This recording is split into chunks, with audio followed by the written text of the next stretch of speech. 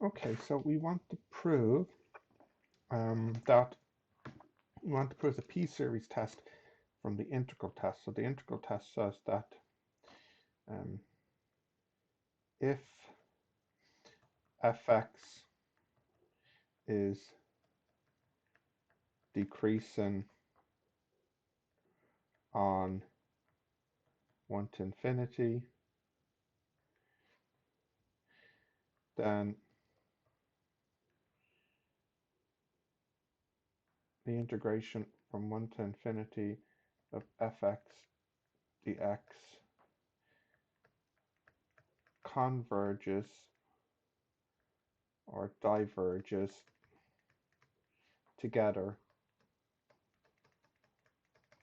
with the sum from n equals 1 to infinity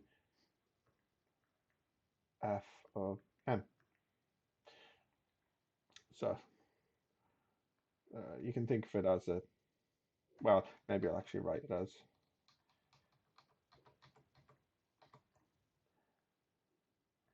un, where un equals f of n. Okay, so we note that that's the integral test. So if we have a look at the sum from 1 to infinity 1 over np, that will be decreasing as long as p is positive, because if p was a negative, it'd be increasing. I should say that the 1 over np is decreasing.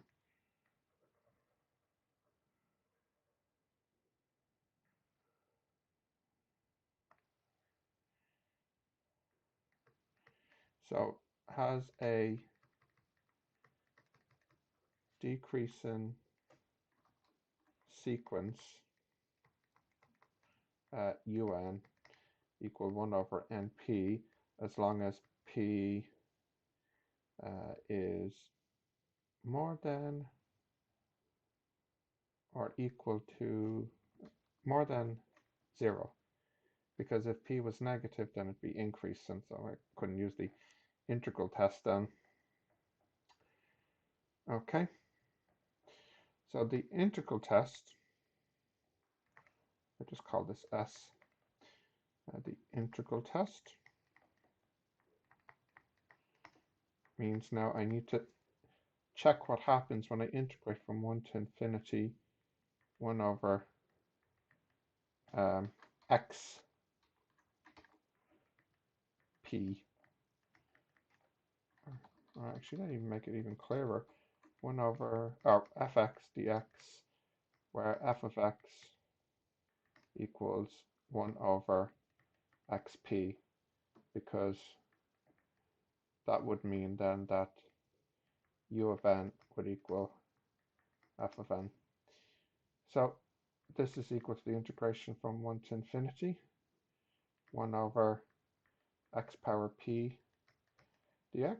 This is equal to the limit as L goes to infinity from 1 to L x power minus p dx, and this will equal one of two things.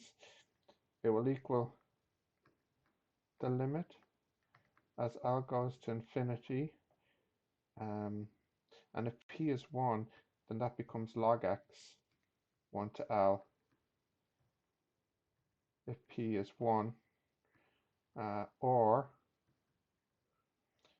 increase the power by 1, divide by the new power 1 to L if p is not 1. Now, we've seen this one before actually. Oh, I can't remember which question of the day it was, but we saw that one before. Um, Here, this will diverge.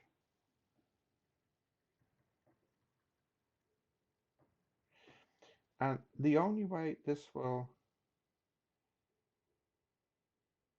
converge is if minus p plus 1 is negative.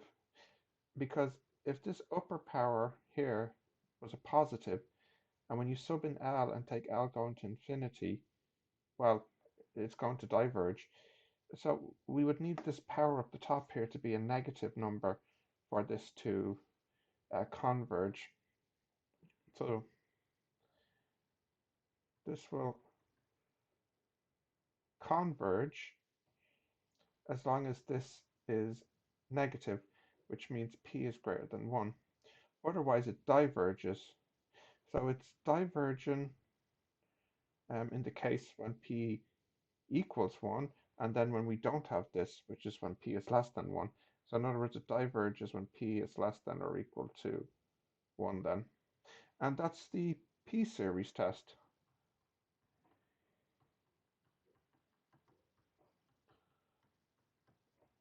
It diverges when p is less than or equal to 1 and converges when p is greater than 1.